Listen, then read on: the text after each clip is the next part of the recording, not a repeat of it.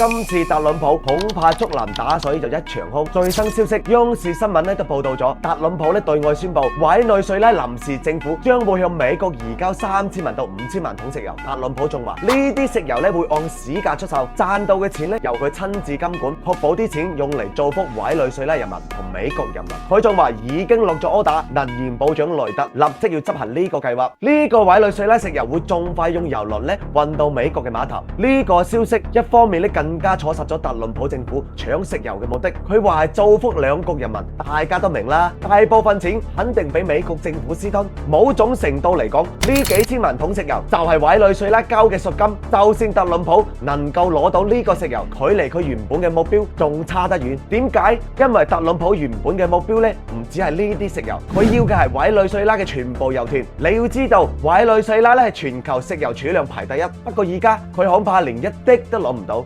攞唔到嘅原因，第一係委內瑞拉人民唔應承。而家委內瑞拉嘅臨時政府已經擺明態度，絕對唔會應承成為美國嘅直屬地。第二，美國嘅石油巨頭對呢件事冇乜積極性。特朗普宣布入侵委內瑞拉，仲成功綁咗人哋總統馬杜羅之後，即時好高調話要安排美國嘅石油公司入去委內瑞拉，但佢估唔到空飛、薛佛龍、埃克森美孚呢幾個石油巨頭冇一個積極。美國能源部長叫大家開會，得到嘅回覆既然係要考察先，話而家入去太早啦。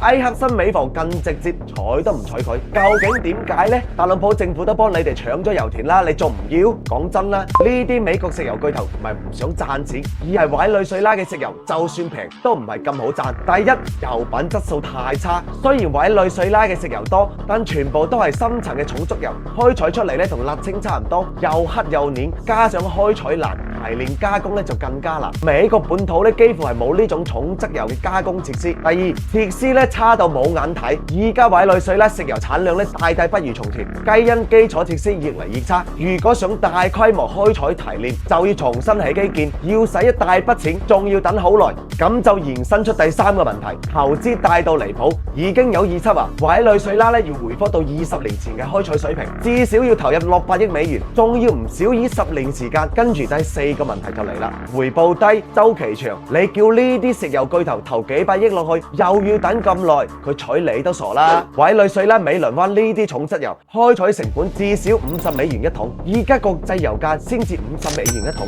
所以利潤好薄，甚至冇利可圖。更何況風險大到離譜。今日你美國用武力入侵，綁咗人哋嘅總統，你敢保證未來幾年、10幾年、20年，委內瑞拉會唔會安全穩定啊？如果搞到好似伊拉克、中東咁，到處都係反美武裝，你可能連一桶油你都揾唔到。所以話唔好睇特朗普而家興奮異常，話要幫美國搶翻大把石油。事實上，美國嘅石油巨頭根本冇興趣。今次特朗普完全係一廂情願，冒住俾全世界譴責，仲要俾美國本土政治勢力圍攻，最後咩都撈唔到。你話佢係咪竹籃打水一場空啊？覺得我講得啱嘅，轉發俾更多人睇到。